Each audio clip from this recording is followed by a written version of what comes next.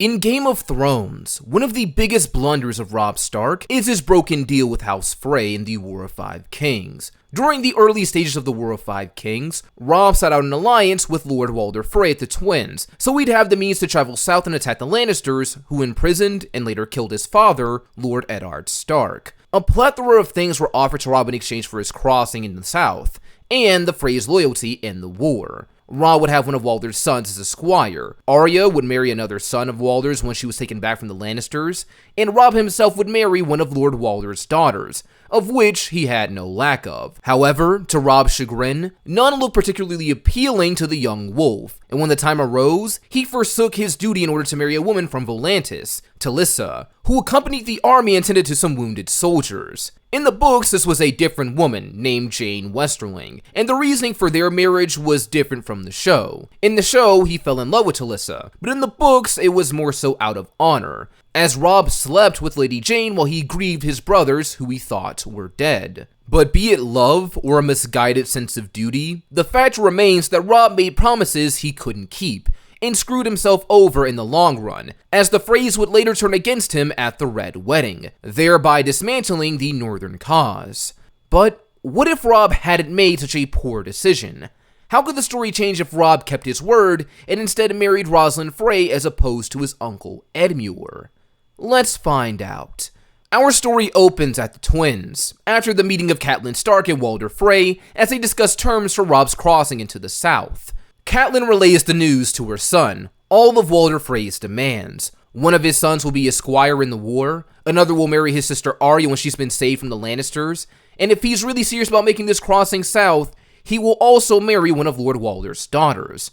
However, there is a catch to this deal. If Robb really wants his crossing, he'll marry one of Lord Walder's daughters now, before he even thinks about making the trip south to attack the Lannisters. This is a smart and calculated move by the late Walder Frey. By ensuring Robb marries one of his daughters now instead of waiting until the war is over, this forces Robb to adhere to the terms of his agreement. He can't spend months away at war, taking advantage of the Riverlord's bridge to aid in his war effort, just to break his oath for a woman who has no real standing in any of the kingdoms of Westeros. It's a great way to ensure that Robb won't bail on them after utilizing their resources with no return on their investments. However, as reasonable as this sounds, there is a more slimy and self-serving reason as to why Lord Walder pushes so heavily for this marriage pact to happen right now. If Robb were to marry one of his daughters and sire an heir to the ruling House of Winterfell, and somehow died in the conflict, this would give the Freys the opportunity to take over the north through Walder's grandchild. So in a way, this deal is less about making sure Robb stays committed to their deal, and more about setting his family up for success in the long run, whether Robb wins or loses this war. But he won't be saying that out loud, and Robb has to be prepared for marriage within the coming week. Like canon, he asked his mother if she got a good look at Walder's daughters, wanting to know who he's going to be attaching his future to for the rest of his life. Catelyn hints, however, that none of the girls, at least from who she saw, were the most appealing to look at. But for better or worse, their appearance doesn't really matter, as Lord Walder Frey has already decided on a suitable bride for Robb to marry, though Lady Stark didn't get a chance to look at her. This, of course, concerns Robb, as he may be getting married to a woman he doesn't really favor, but as the deal was already struck, there's no going back now, and causing a fuss about who he gets to marry could end his war effort before it truly begins. He can only pray to the old gods that things go well, and he's been given a suitable bride. So, time passes, and Robb, his mother, his friend Theon, and his northern allies gather at the Twins for a wedding, but less red in its nature. And while things go well, without a hint of treachery in the air, as at this point in the story, no one has any real incentive to stab the young wolf in the back, Robb is still very nervous as he stands before all in attendance and unveils his new bride, the Lady Roslin Frey. Unlike the canon timeline, Lord Walder doesn't hide her away and use her as some petty jab against Robb by giving her away to his uncle. From the moment he accepts the deal, Robb is given what he wants, a pretty girl that he could possibly fall in love with, while also being able to see his duty through.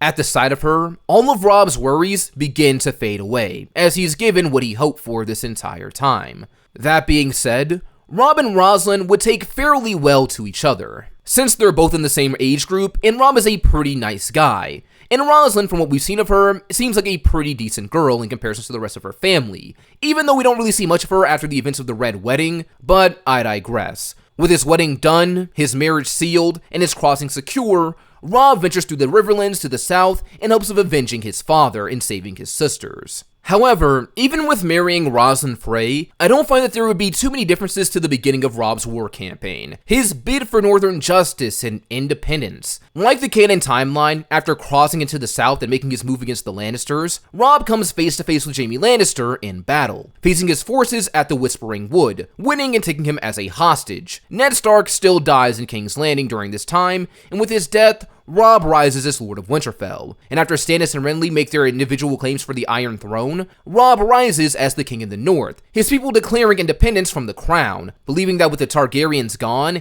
and Ned dead at the hands of a supposed Baratheon, they owed the South no allegiance. One key difference, however, to Robb's war is that in this timeline, he's married a lot earlier, and his new wife Roslin would be accompanying him on the battlefield. The main reason for this is so Robb can sire an heir, so should the worst happen, the Northern Crown won't die with him. Roslin accompanying Robb on the battlefield is something that would have been backed up by and heavily influenced by the late Walder Frey. Cowardly man as he is, he knows an opportunity when he sees one, and he wants Robb to have an heir just as badly as the King in the North himself. Like I said earlier, this child is an insurance policy. Should Robb die, the Freys could claim the North for themselves, but there is another darker motivation here. While not planning to betray Robb at the moment, the Freys are considering their options in case they need to disentangle themselves from the young wolf. Walder Frey is an opportunist, first and foremost, so this is stuff that's going to be in his mind. If Roslin conceives an heir for House Stark, this could give the Freys incentive to give Robb the axe themselves, provided they have the right motivation. This could get them Winterfell, and good relations with the crown if they take care of Robb. But that's only in the worst case scenario, and at the moment, Lady Roslin shows no signs of pregnancy. Robb's war plan, though, doesn't change drastically with the appearance of his new wife, and he still makes similar pitfalls like he did in the canon timeline, like sending Theon back to the Iron Islands in hopes that he can gain his father's ships so that they may attack the Lannisters. Like before, Theon betrays the trust of his best friend and self-proclaimed brother, assaulting the North with his father's Ironborn and capturing Winterfell for his own. Robb dispatches the Boltons to reclaim his family home, and Roose leads the process to his son, Ramsay, who delights in potentially taking Theon hostage. Bran and Rickon, aided by Osha and Hodor, will escape the clutches of Theon later on, and the hands of the Boltons, since they will sack Winterfell after Theon has been dealt with, and likely would have killed the boys if they had found them. Even with the Freys standing by Robb in this timeline, and no allies to aid them in their treason, I still see Roose trying to screw over Robb in any way he can, even if it's not likely to be a dagger in the heart in this timeline. Still, even without that knife, the loss of Winterfell alone is damaging enough for Robb, at least politically speaking, as what is a king without his capital. Even if he does get it back in the end, the betrayal of a man he embraces as a brother is something that he won't get over easily. And with the North being raided by the Ironborn, this adds more issues to Robb's campaign.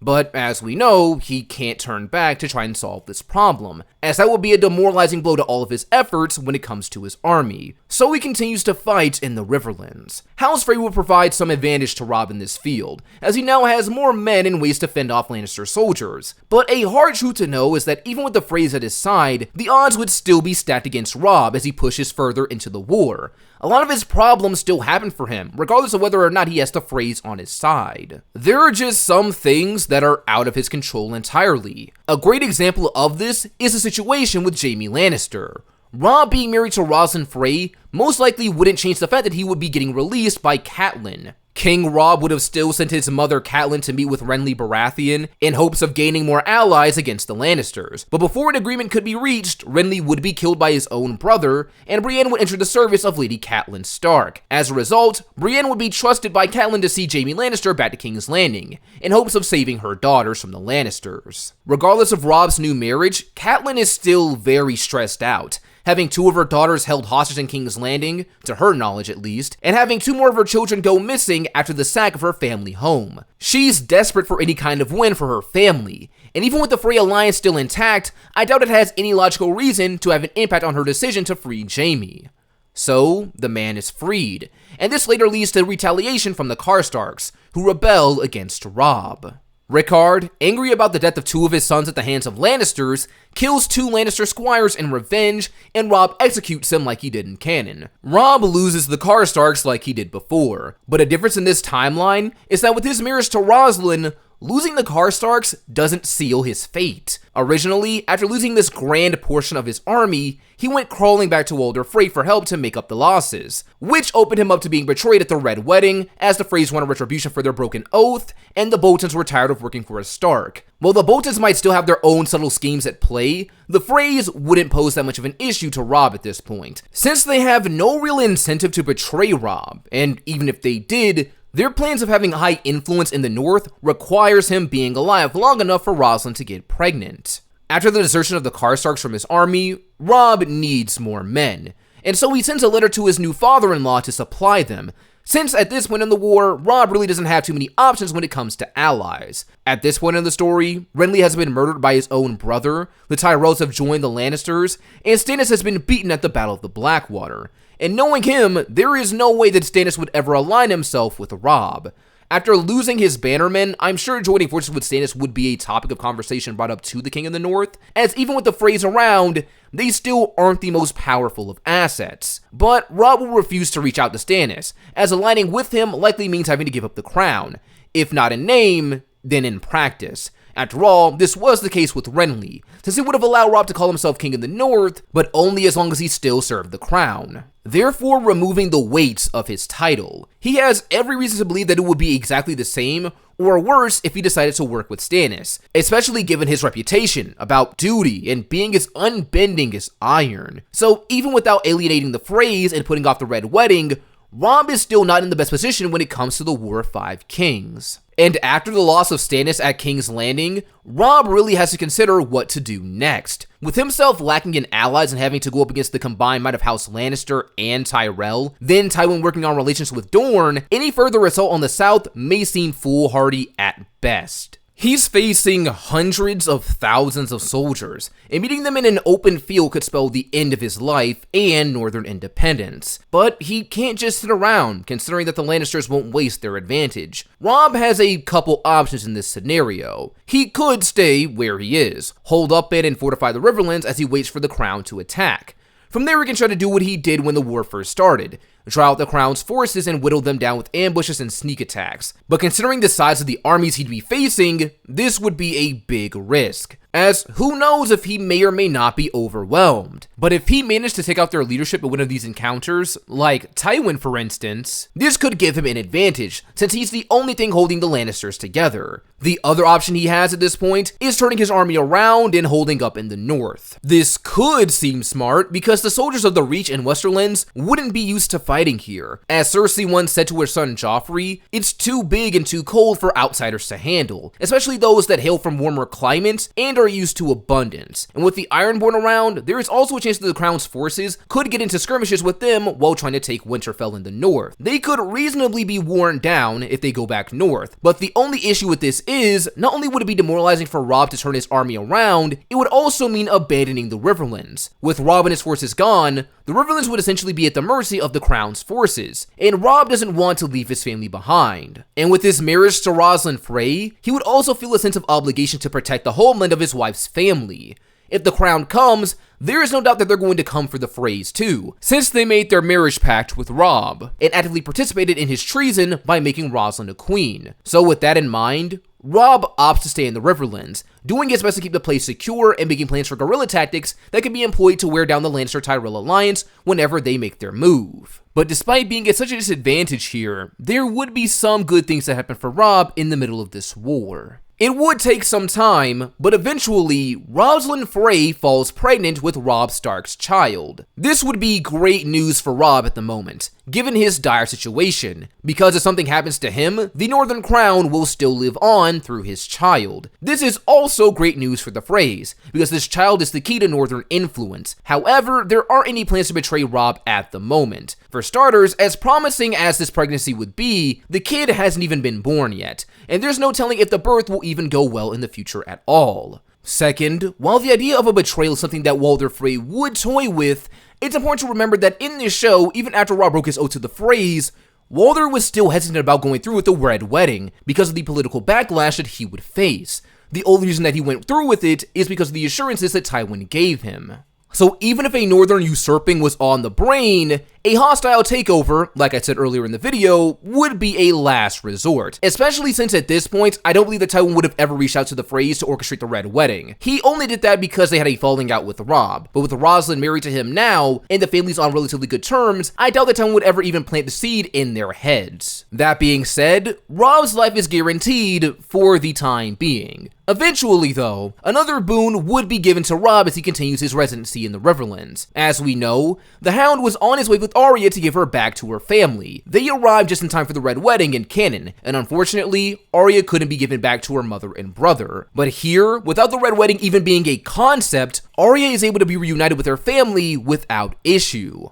Well, mostly at least. When they first arrive at Riverrun, Arya and the Hound are taken prisoner by Northern loyalists, who believe that they're spies of House Lannister. After all, the Hound has made quite a reputation for himself as a mad dog of House Lannister. However, as they're being escorted to the dungeons, Lady Catelyn happens to pass by, and despite the cut hair, lack of fine clothes, and her growth during their time apart, she recognizes her daughter, especially when Arya calls out to her. Her voice cannot be mistaken, nor can her face. So Catelyn orders her release and holds her daughter. Relieved that one of them has made it back to her, she asks to know why the Hound was with her. Arya then says that he brought her here, kept her safe on the road so that they could be together now. This takes her by surprise initially, and she thinks that the Hound must have been sent by the Lannisters to return her home. After all, this was her deal with Jaime. He'd go home in exchange for her daughters, and he would have gone back to King's Landing in this timeline, since I don't believe that Roose would have turned him over to Robb, even if in this timeline he kept his oath to the Freys and was arguably in a better position during the war. Arya then tells Catelyn that the Lannisters didn't send her. She escaped when Ned died, and the Hound fled during the Battle of the Blackwater. They just happened to cross each other, and he brought her home. This fills Catelyn with a terrible sense of dread, as she realizes that she let Jaime go for no reason at all. The whole point of freeing him was to get both her girls back, but with Arya here, it becomes crystal clear that she was lied to this entire time. The Lannisters never had both girls. Littlefinger lied to her face, and she let Jaime go for nothing. The realization that she'll never get Sansa back unless they win the war somehow begins to dawn on her, and it is a terrible feeling. These details are later brought up to Robb, who is happy to have his sister back. This knowledge of the Lannisters' lies, however, don't sit well with him, and it drives a deeper wedge between Robb and his mother as the weight of her blunder becomes all the worse. Despite helping his sister come back home, Robb still isn't trusting of the Hound, and as such keeps him chained and guarded at all times. He interrogates him about the Lannisters too, but unfortunately for him, the Hound doesn't have much information on Tywin and his plans, especially after he abandoned them. He's a wanted man now. The most use that they can get out of him is some coin for turning him in, which would be pretty useless if we're being honest. Robb would then give him some leniency due to this fact, and the saving of his sister, but because of who he used to work for, the Hound is still put under guard and closely monitored and not allowed to leave Riverrun for the time being. Meanwhile, in King's Landing, Jaime and Brienne, who would have arrived at this point, will be discussing what to do with Sansa Stark. In canon, Brienne wanted her to be released, but Jaime hardly saw the point in that, given that her family was dead at this point, and she was married to Tyrion. The marriage of Tyrion and Sansa is still a plotline that I see happening given this new timeline too. Even with Roslin married to Robb and pregnant with a potential heir, Sansa is still too valuable of a piece for Tywin to let marry into the Tyrell family. There's still no telling if Roslin's pregnancy will be successful, so it's still best to have this piece at play. And even if she does give birth to an heir for Robb, Tywin would believe that it wouldn't be the end of his plot. It's nothing a few well-placed blades or poisoned cups couldn't fix.